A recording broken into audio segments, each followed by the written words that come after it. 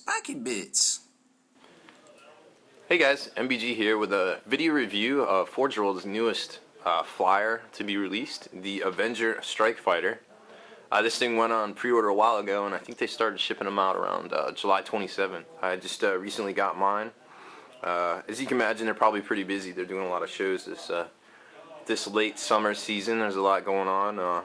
I'm hearing they're going to be at Gen Con and PAX East this year, so good for them. They got a lot going on. They put out a pretty good product, and everybody likes Forge World. So I picked this one up just to kind of check it out and see how it looked. And from my initial assessment, I took it out of the bag. I took a look at it, and it's got some really good parts on it.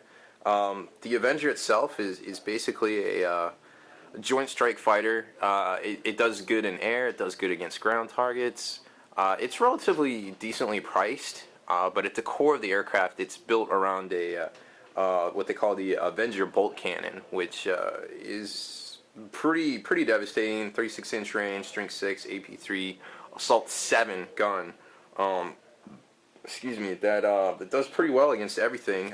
It has the strafing run special rule, so that improves its ballistic skill, of course. Also has deep strike and supersonic. So it does have a bomb option, which is actually the normal bombs, I believe, are barrage, so you can get kind of crazy with that. So you can zoom on, do a little bombing run, and then zoom off because it's supersonic in the shooting phase. So it's kind of dirty, and then the initial run, it could just hit some ground targets and then jump off the board. So that's what I like about it. It's a very flexible model in terms of gameplay. It also has 2 wing-mounted las cannons, an armored cockpit, and the defensive heavy stubber that can basically split fire against other targets. So if something gets behind it, it might be able to do a little bit of damage to it or not. Whatever. I guess it just kind of depends. Stubbers aren't that powerful, but whatever. So let's take a look at the kit itself, and it's got some. There's a new component in here that I've never seen from Forge World before that I want to show you. And we'll take a look at that. So let's bust this thing open here. This kit, this bag actually didn't come with a secondary baggie for the more fragile parts. So some of the stuff kind of fell off the screw in transit, and I was a little disappointed with that. So I went ahead and bagged up the more fragile stuff. So, but as you can see here, it is a lot of pieces. Not really what I expected. Most of the stuff that they've come out with was. For the most part, I love this bit here. Look at that Gatling gun. This thing is huge. It's way bigger than a Punisher cannon. I mean, it's almost bigger than my finger. Kind of ridiculous. Anyways, so there's that. I was really surprised by the amount of pieces, but well, we'll get to that later. So let me spread these things out, and we'll get into it here in a second. Okay, so I've spread out the major components of the kit. And I'm going to give you a little quick look at the instructions here, just so you can kind of see what's going on and get a key if you're so inclined to check it out at home there. So there's that. And zoom back out. The actual instructions themselves are only a couple pages, 1, 2, 3, 4, 5, give or take. So it's not too bad. However, there's not a lot of pictures of these if you don't go on of the actual kit itself. If you don't go on the internet. So this is probably the best shot of it in this instruction manual, and there isn't even a picture of it in the new aeronautical book either.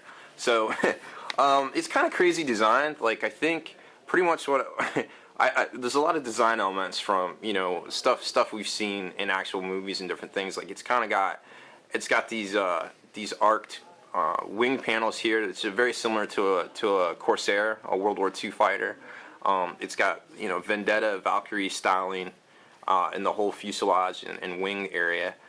It kind of reminds me just at first glance of a little Naboo fighter, or a pod race kind of thing from Star Wars. I mean, the movie we may or may not like, depending on who you talk to for the first one. Anyways, and then you've got some other design elements. This back here actually looks like Darth Vader's TIE fighter, the wing section there. So. Overall, it's and of course this is basically like Forge World's A10, Warthog, because it's built around this huge gun here that you can see sticking out that we talked about, the Avenger bolt cannon. Uh, so this is basically Forge World's A10 with, you know, kind of styled around and different things. I think it's a cool kit. I mean, it's, like I said, I think it appeals to me because I see so many design elements in there from sci-fi movies and different things throughout, you know, the past 20 years or so. I don't know. Some people might not like it. It is kind of, you know, it's very Vendetta-y there. You know, that configuration definitely lends itself to the Valkyrie Vendetta pattern. So I don't have any better views, isometric or plan, you know, because it's pretty much that's the best picture here in these instruction manuals. But you know, just kind of take a look here. You got the dual cockpit action, navigator and pilot. Then you got the little stubber coming out the back there, which you can attach the navigator's hands to or not. Then you got some different instructions for, you know, basic assembly, things like that. Nothing too exciting there that I wanted to get into. The bottoms of the engines actually do have VTOL thrusters or like alternate thrusters, or maybe it doesn't really reflect anything in the rules or anything like that, but you know, it's there, it's kind of neat, and just your basic instructions. So that's pretty much that. There's your expanded view, exploded view of the parts. So let's get into it. So like I said, this here is just the major parts. I still have this little goodie bag of pilots and different things. So I just wanted to go over this real quick, just to kind of show you. First off, we've got the main fuselage piece, which is similar to the Cestus assault ram. It's a huge chunk of pewter that basically, you know, forms the keel, so to speak, of the model itself, the assembly. So very large kit, very well done. Solid piece of resin that was very well cast. Then we got the wings. You got the canted wing pattern here, left and right. Then you got your engines, your thruster, your intake. You got your skids, front skids here, and then you got a rear skid with a pad. These are the new design element I wanted to talk to you about.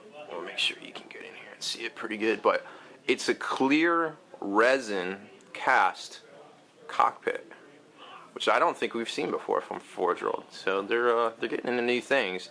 I've tried using clear resin before, and it is a pain in the butt to work with. So kudos to them for getting it to work on a very good looking cast here.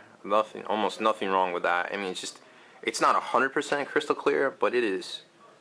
You can tell it's a chunk. You know, it's resin, so it's not as thin as you could get plastic, but that's pretty dope. I believe that is the front, and here's your rear, where you would attach the heavy stubber right out that little firing port there. So that was kind of neat. Then, like I showed you earlier, the Gatling gun. These are kind of neat. The actual pilot's chairs, ejector seats, which is a detailing like we haven't seen, you know, a separate piece before. I really dig it. Then we got the tail sections. This is kind of what reminded me of Vader's TIE Fighter there. But that goes on the tail. Then the front, this is where the Gatling gun goes in the front, and then this locks on to the front there towards right there. So those are kind of pieces. Let's get into that here. Give you a closer look at some of these. So here's your engine section.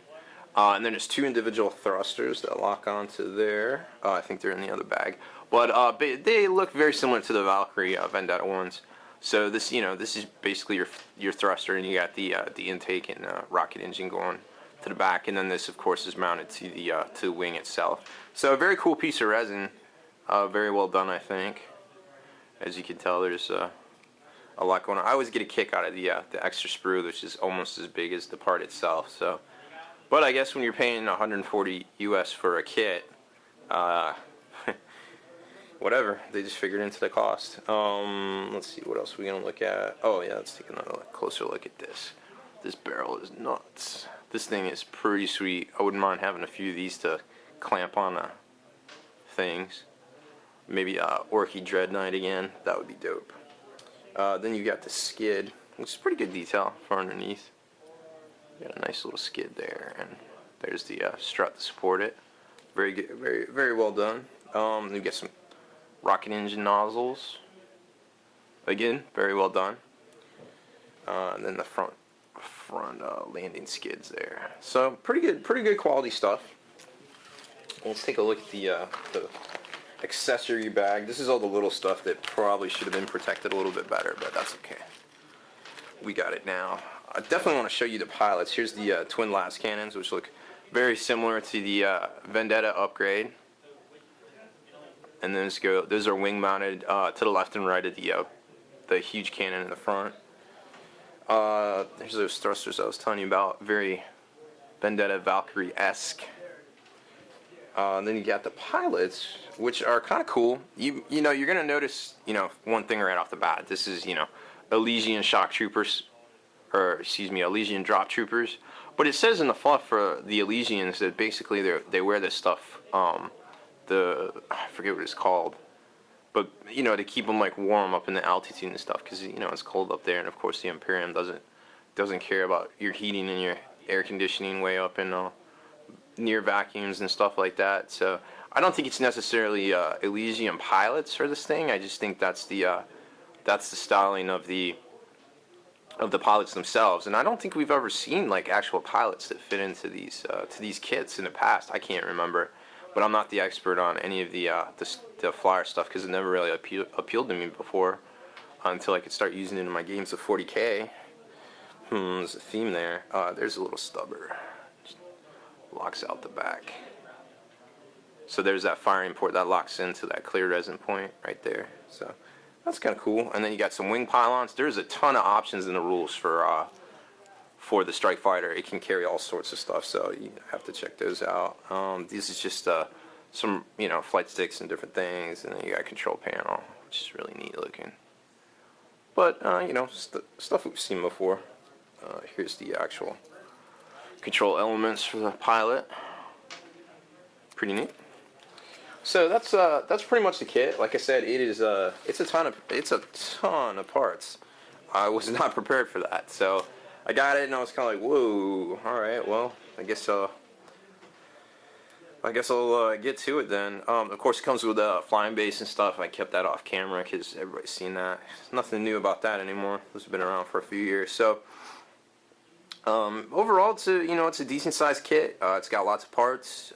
It seems to be pretty decent in game. I don't know if I'd field multiples of them, but the kit, it's done very well. It appears to fit together rather well. A very well thought out kit, very well detailed. One of the more detailed kits we've seen. You know, some of their flyer kits are aging, you know, 10, 12 years, 15 years old because they started out with them.